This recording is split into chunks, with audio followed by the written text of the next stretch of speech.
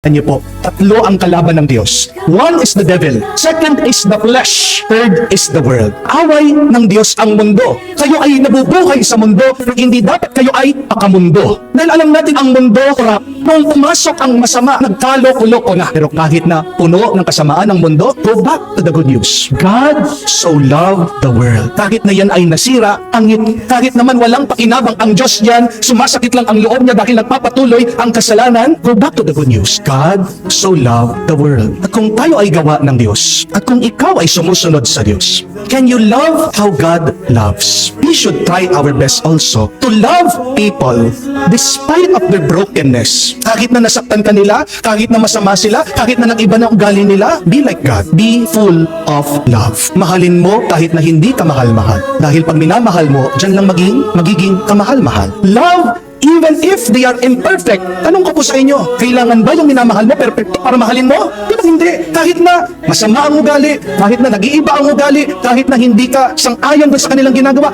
mahal mo sila. Amen? That is true love. Because when you continue to love the imperfect, it is only then that they will become perfect. Only perfect love can perfect the imperfect.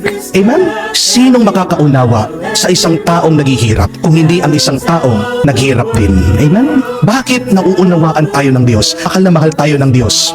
Gitna ng ating mga nagawang kasalanan, hindi tayo perpektong tao, may sira ang ating kaisipan, puso at kaluluwa.